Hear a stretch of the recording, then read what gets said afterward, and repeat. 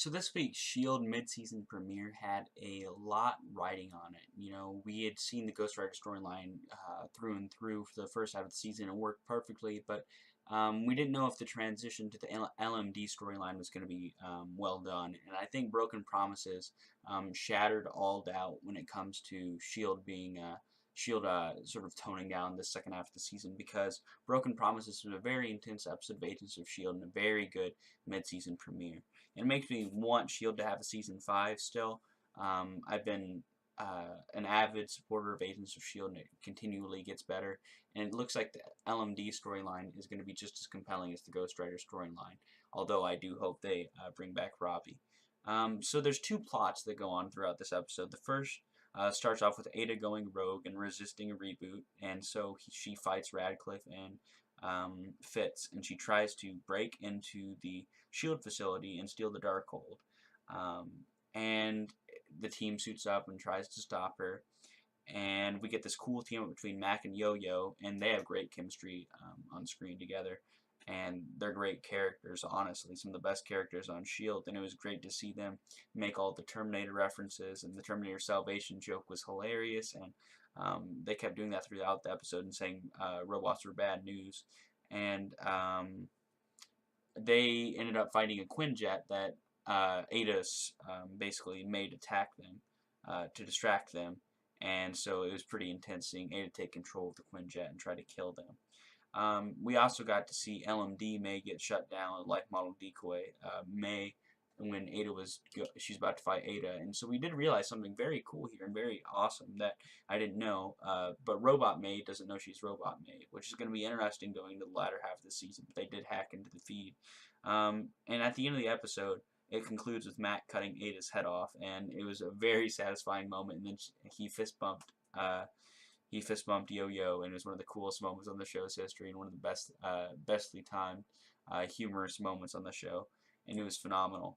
And at the end of the episode, we do get a cliffhanger because we figure out that Holden Radcliffe is actually behind all of the shenanigans trying to get the Darkhold this episode, and Ada 2.0 is with him. So we realize that the first Ada maybe necessarily wasn't as advanced as they were putting her out to be, but it was interesting to see Holden Radcliffe sort of stoop down to a lower level to get this book. It was a very cool plot twist. I didn't expect it at all. The other plot line was the lesser of the two plot lines, I would say, in my book at least. Basically, Mace, Daisy, and Simmons try to hunt down Senator Nadir's brother, the guy who got out of the cocoon. Simmons goes undercover, which is probably the highlight of the whole storyline, because it's hilarious seeing her go undercover as this like Southern belle sort of senator or secretary. It was hilarious, and she got a really cool moment where she knocked out this huge guy. But they finally meet up with her at her house, and they realize that the watchdogs were hired to kill Nadir's brother, but she doesn't want them to. And she plays it off like she doesn't want them to, and gets S.H.I.E.L.D. to leave, but then at the end of the episode, she gets in the helicopter and shoots her own brother, and it's a very sad moment and very cool moment, and you really felt that human emotion. But she just hates Inhumans, and she can't have her brother being an Inhuman.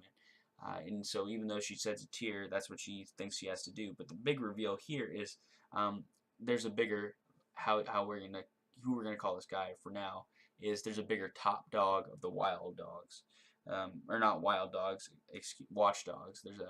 There's a new top dog of the watchdogs, and so there's a person who's over Senator Nadir, who we'll probably figure out who it is the latter half of the season. We'll sort of tie everything together, but to this point we just thought Nadir was heading all of this, but apparently she's just a pawn in a larger game. So it'll be cool to see how that ends up. But really, the two plots didn't. There was some parallel that I've seen pointed out when I've actually rewatched the episode between, like, is Ada really that bad when you have Nadir over here killing your own brother? It's the whole idea. But honestly, these episodes' plots didn't overlap too much, and while they were both good separate plots, they didn't, stick together cohesively. They were two distinctive plots, and they were wonderful, but they weren't. They didn't mesh together exactly perfectly. And so I'd have to give this episode probably an 8.5 out of 10.